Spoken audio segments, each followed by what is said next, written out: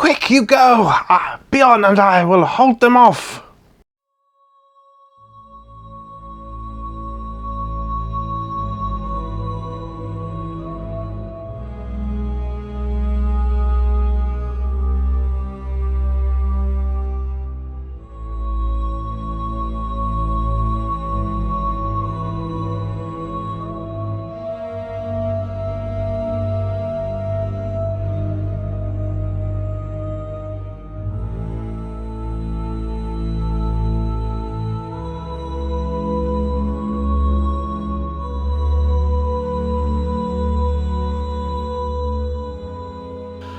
Hello and welcome once again to another episode of the Dwarves of Fangorn. Thank you so much for staying and joining me again on this. I am so sorry, it's been such a long time since the last episode. There's been so much going on in my life, it's just been untrue.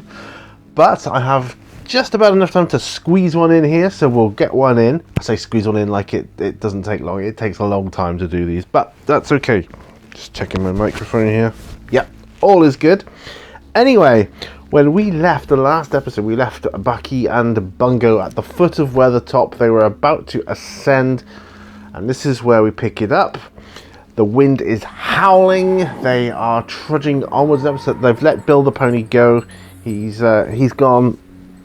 Just something they felt they had to do, and Bill wouldn't have been able to ascend to the top of Weathertop anyway. So they felt it only right and fair, rather than keep him tethered up somewhere, to let him go free.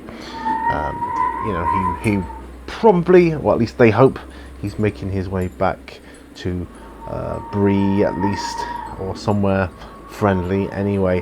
So they're trudging up. They saw all the flashing lights from the night before, and they're wondering what they're going to find. They are wondering, and so am I actually. First of all, before we get to the top of Weathertop, I need to ascertain, because we're starting this scene with a chaos factor of 5, and I want to ascertain whether, there's a scene change or anything of that nature. So I'm just going to make a quick roll here. 5 or less. Yes, there is. And what is the nature of this? So just going to quickly roll this. Been a while. 31. Okay. New NPC. That's interesting. New NPC 31. I'm going on the mystery focus table from my Mythic Variations book here. So there's going to be a mystery NPC. I'll just make a note of that here. So they are climbing steadily. Okay, so they are climbing towards the top of Weathertop, which takes a while. It's not a small structure by any stretch of the imagination. And as they do so, the wind is still howling. A kind of an eeriness is starting to fall now. It takes them... how long will it take them to ascend Weathertop? It would take them probably 3 hours, because they don't know. The thing is, with Weathertop, it's not a straight path up or even around. They are having to pick their way through, and they're going carefully, see. So I'm going to allow 3 hours for that, and that will make it around about, say, 11 o'clock-ish by the time they get to the top, which they do without stopping. As they're ascending, they are coming into a sort of a mist, just a light mist, sort of foggy mist, which is the cloud. It's very cloudy overhead. It's a dark, gloomy day, and so they get to the top. Now I'm going to make our first fate chart roll. Give me the fate chart from my mythic book. I don't have my handy dandy folder with me today. So is whatever it is at the top friendly or unfriendly? Is it friendly? 50-50 chance. It is literally a 50-50 chance on a chaos factor of 5. Yes, it is friendly. It's an extreme yes. How am I going to interpret that? Well, combine that with the the interrupt or the modification of the scene. So they're going to meet a new NPC and he's going to be friendly, but it's an extreme yes. So rather than have her or him or whatever it is go over the top in friendliness, I'm going to have that there's more than one. We need a bit of luck right now. Right. So, okay. They ascend. They come through the mists, and Bucky and Bungo are both, hello. Bungo says, is anybody there? They might not be friendly, Master Hobbit. Draw your sword just in case. So they've both got like, shh. They've drawn their swords just in case. Trudging through. And as they do so, they spot a figure. Actually, when do they spot a figure? What is the perception? Who's got the best perception? Bungo's got the best perception. He spots a figure off to his left. And as okay, so I've got a race generator from my table of fables here. Race generator, what are we generating here? D8. It's an elf. Okay, we have an elf. Okay, even the friendliest of elves, seeing someone come up there is going to have... Actually, is it a he or a she? It's gender, it's a D4. It's a he.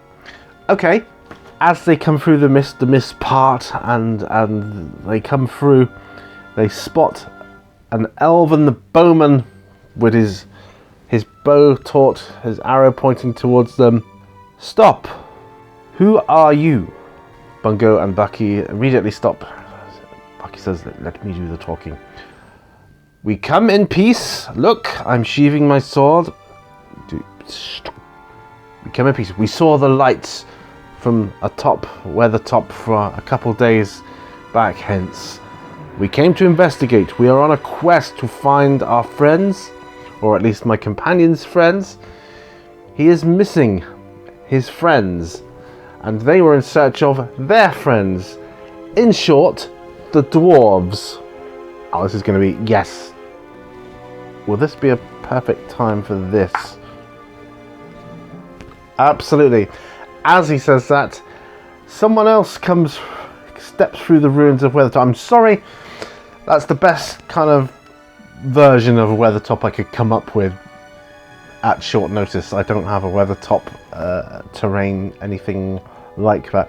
Anyway, I see you finally joined us. Radagast! Radagast, is that you? Of course it's me. Who else would it be?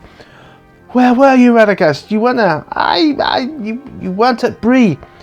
I got held up and I'm so sorry. We really could have done with your help.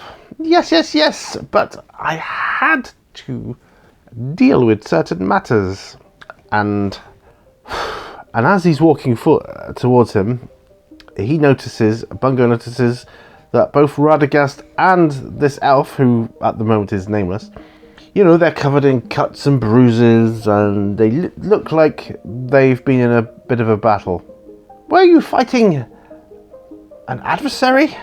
And as they say that, round the corner of one of the ruins stumbles none other than...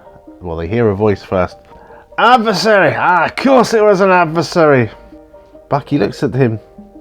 You are a dwarf. Bungo looks. Grungo! He drops his sword, he runs towards him. And he runs up to him and hugs him tight. Don't hug too tight, my ribs are broken, I think. What happened? The elf steps down from where he was. I've been tracking Dark Shadow for many moons. 2 nights back, the shadow came overhead. I happened to be here. It lowered, it came down towards it. It swooped upon me. And so I fired my arrows from my quiver, and this fell beast dropped to the floor, carrying none other than your good friend Bungo here. He's a dwarf. I don't have any love for dwarves. We don't have any love for you, elves.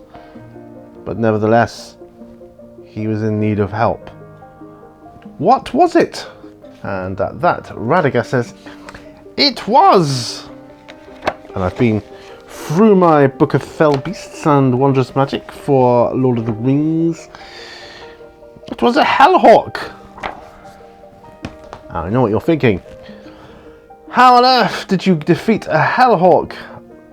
He had a rider too. And he describes this rider all in black and cloak. Exactly what you would describe a Nazgul as. I'm not saying it is a Nazgul, but that's the description he gives. And I know what you're thinking. How did you defeat, or how did they defeat such a beast? Which is of course what they ask. And Radagast says his massive like messy hair and got dirt or some blood all over him. We did have help. And at that they hear a roar from the background. I was going to introduce him later, but now he's here. And this giant bear comes pounding through the ruins, and as he goes behind some of the ruins, the form shrinks in shape and appears a giant of a man. This is my good friend Beorn. Beorn is how we managed to drive the beast off, minus his cargo.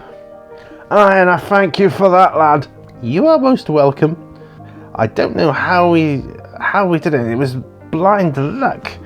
My magic is finite, and I cannot fight many monsters of such ferocity. You had help, though.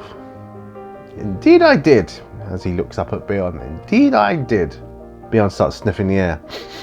What's that? Now this is a thing I rolled for. I pre-rolled for an event, if you will, which was going to happen sooner or later because I've been doing a kind of tracking system as we go along here. The amount of time it takes, I've been doing a table. Now something has been tracking them, something has just caught up to them. Beorn sniffs the air. What is it? He starts to change. Trouble! And he changes into the giant bear. And atop the way, they all see loads of these giant spiders. They've crawled up Weathertop. They are upon them. They are upon them. We cannot fight these, all of these. The elf quickly notches 2 arrows in his bow, like, and actually, yeah, we'll roll for that. What does he get? I without his stats, I just have to go off the baseline. He gets a 5 and a 6. We'll say they're good rolls. So he strikes home. These spiders, they're giant spiders, so a couple of arrows is not going to hurt them. Radagast turns to the 4 of them. You 4 go, run! Run! Beorn and I will hold them off. And you. Actually, he points to the elf. He needs a name. The elf needs a name. Do I have a name generator? Elven names. Here we go. This is in Random Tables 4, if anybody's interested. Okay, we need an elf name. 2. Salah. Elf. Salah. You too, Salah. Salah. Run. No time. But, just go. Grungo says, let's go, lad. I don't want to get caught up with them again. I'll explain on the way. So they start to run. So they run. They're running down. They're descending the way they came. Now with 2 extra people, Salah and Grungor. This is good news. We've got a little party again. Run! I can't run, lad. I can't run much faster. Keep going. So they're all running. Behind them, they hear all sorts of explosions and noises and roaring and as if things are being torn apart and destroyed. Well, actually, bungo. Yep, Bungo notices a smell of burning flesh as they're running. The mist is parting and getting thinner as they get down. The wind is picking up again. They're running, and behind them, as they're running, they can hear the sound of skittering. It's a spider. Is it? How many spiders actually? Let's consult the fate chart. How many spiders are after them? Is it more than one spider? What are the chances? 50-50. I'm going to have to say 50-50 because I just don't know. Is it more than one spider chasing them? We get 76. No. It's just the one spider. Now that is a stroke of luck. So just the one spider. Salah says, Stop running. We face it here. Bucky turns and says, draws his sword. Shh, I'm better with this than I am with a bow. I'm certainly not going to be any match for you, Mr. Elf. Bungo, you and Grungor keep running to the bottom. Wait for us there. We'll take care of him. So they run on. Elf, he's got a few arrows in his hand, and he's got one notch so that when he lets go, he'll be able to pick the others and do it much quicker. Haven't got stats for Salah yet, but he will be able to do it a lot quicker. How? Yeah, I would say by the time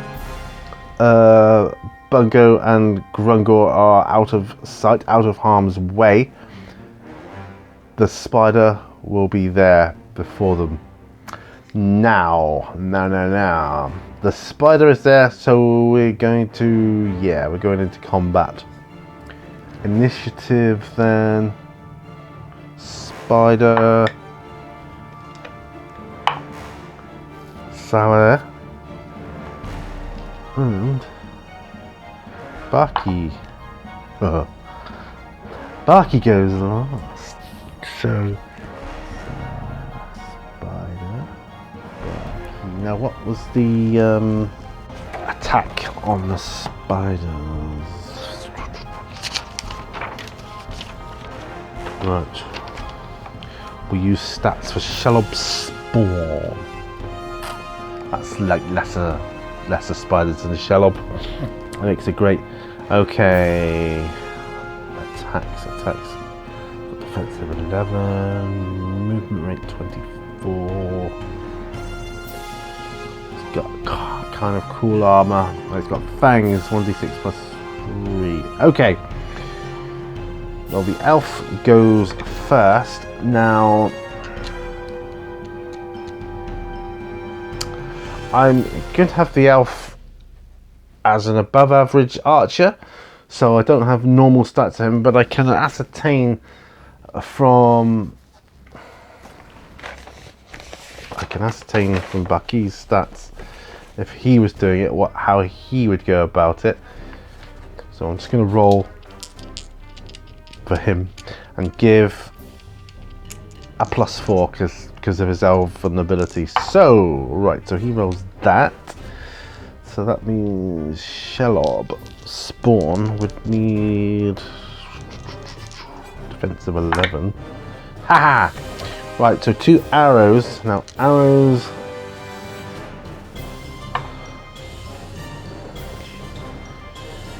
Okay, so the arrows and speed, elven speed, will do that twice. Okay. Just bear with me 2 secs. Yep. He's got health of 13 points. We're down to 10.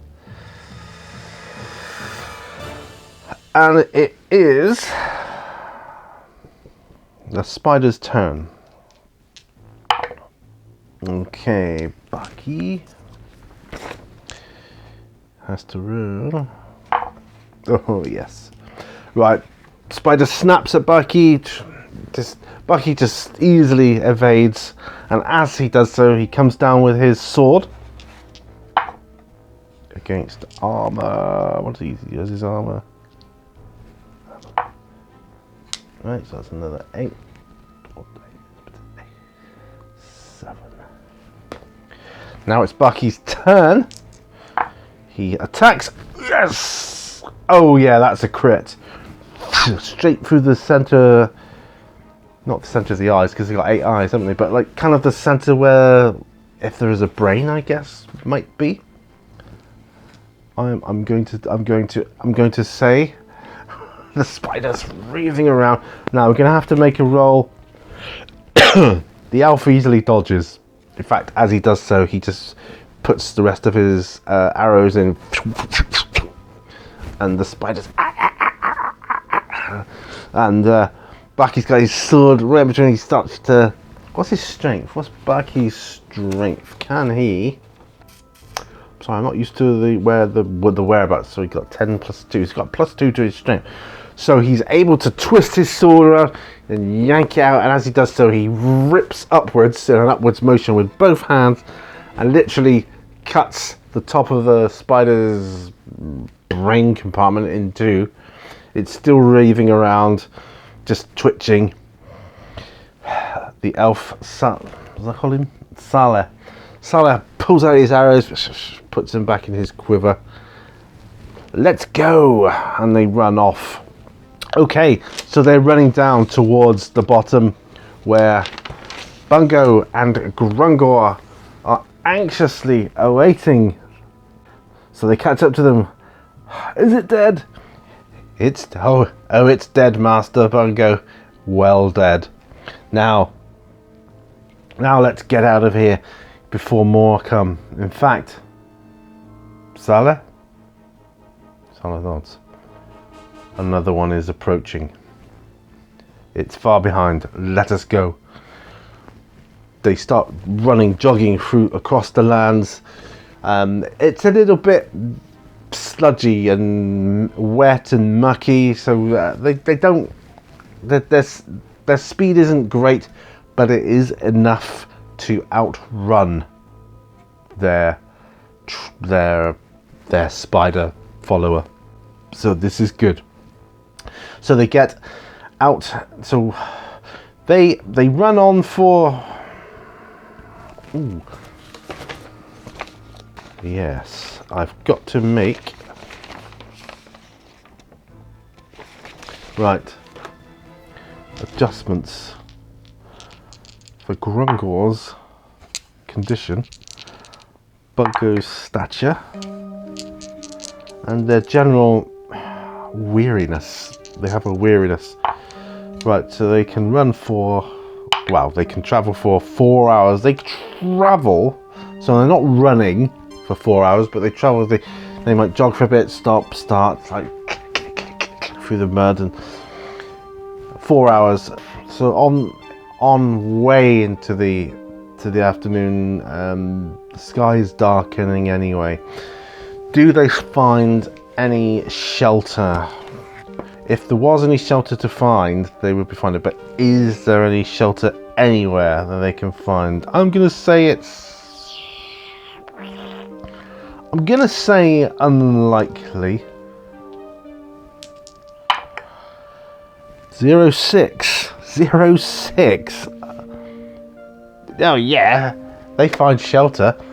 They find a little an outcropping of some large rocks with an overhang, and not only that, because I was 1 point away from getting an extreme, yes. So not only that, it overlooks, so the landscape, or the landscape goes up towards the opening of this outcropping of rocks, which is just like a mini little cave, really. Now, weather. We need the weather. I knew I'd need weather at some point. Come from weather top, and what is the weather? What's the weather like?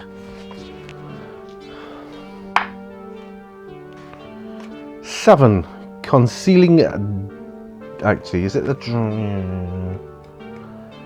Right, it's a concealing downpour. Yes, so heavy rain. Ah, this weather. At least we have some cover, and the rocks do protect them from the rain. So they huddle there. They've got no firewood or anything, and if they could find any, it would be way too wet for them to do that. So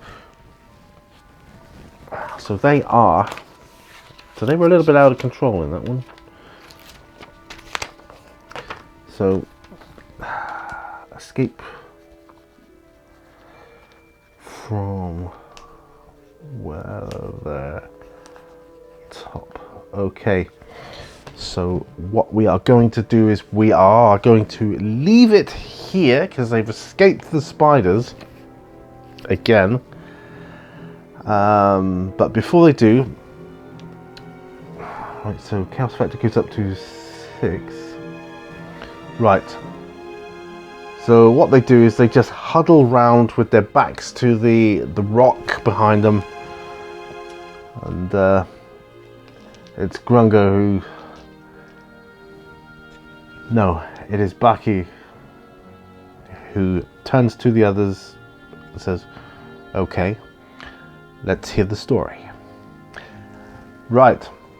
Grungo says, "We were waiting outside Bree, and this thing... Well, we were surrounded by spiders. The spiders, they wrapped us up in a web. I couldn't break free. I lost my weapons. And then, before I knew it, this great shadow came over us. And all I was aware of was being flown through the air at incredible speed." Sorry, I can't do the voice too well at the moment. My throat is really hurting. At incredible speed. For what seemed like an eternity. Then I hear arrows flying and sticking into this thing, whatever it is, that was this hellhawk. And if you're wondering what a hellhawk looks like, I can show you. If I can find it. I bet I can't find it now. That'll be typical.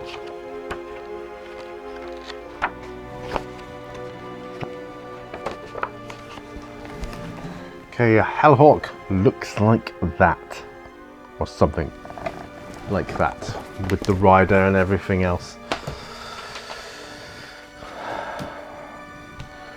I fall in these ruins, and then the next thing I know, there's fire and brimstone and magic and arrows and swords and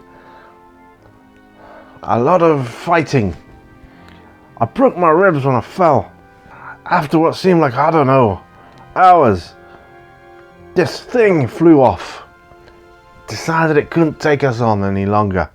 And there I was, with Saleh and Radagast and that big bear fella. And Saleh says, "He is known as Bjorn. He is the last of his kind. He is a skin changer." Like I said.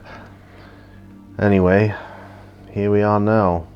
Radagast, he bade me come with you on your quest to find the dwarves.